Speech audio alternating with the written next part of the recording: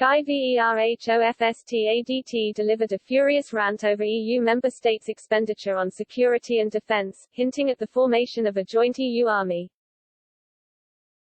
The Belgian MEP shared a map on Twitter showing the amount of cash spent by major powers in the world on defence, pointing out the EU spends as much as China. Mr. Verhofstadt suggested the creation of a united EU army in the bloc could save millions on defence but instead claimed member states prefer to cling on to national sovereignty powers.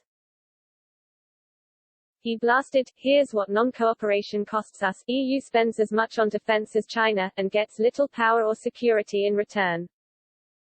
Why? Because we cling to a failed and archaic idea of national sovereignty, and a flawed dependence on the US. Only a strong EU is respected worldwide." The figures, taken from CIPRI, show that EU countries spend as much as $233 billion per year on defense, compared to China's $252 billion.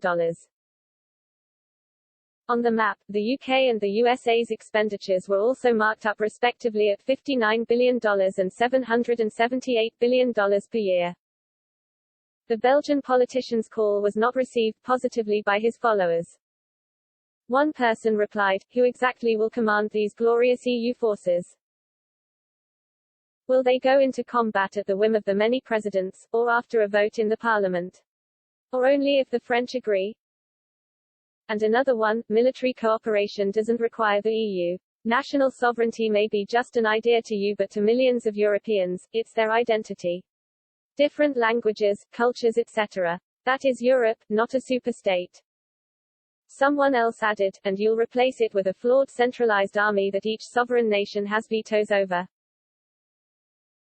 And another one, "What a strange thing to say, it's archaic, national sovereignty which drives USA and China, and Russia, to invest in defense. Like magical thinking."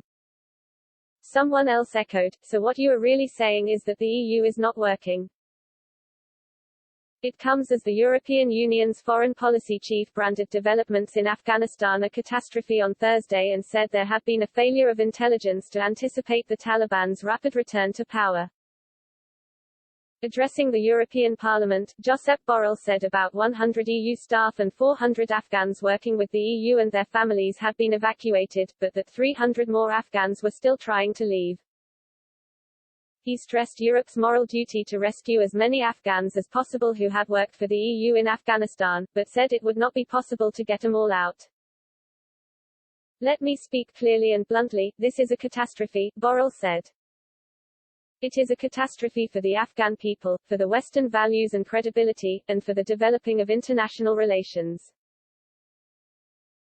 Western countries have been scrambling to airlift their citizens, Afghan staff and their families out since the Taliban took control of the capital Kabul on Sunday. Thousands of people have desperately tried to get past Taliban roadblocks and U.S. troops to reach Kabul airport.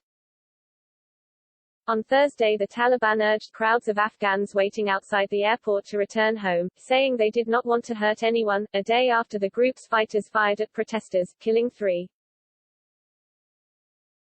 In his speech, Mr. Borrell addressed concerns that a fresh wave of Afghan migrants might reach Europe, in a replay of the 2015 migrant crisis, when large numbers of people trekked across the continent, many fleeing conflicts in Syria and Iraq.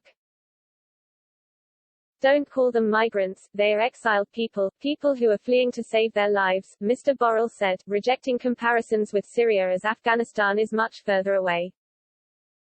Mr. Borrell said he was in touch with NATO Secretary-General Jens Stoltenberg, who will host a virtual crisis meeting of the alliance's foreign ministers on Friday to discuss Afghanistan.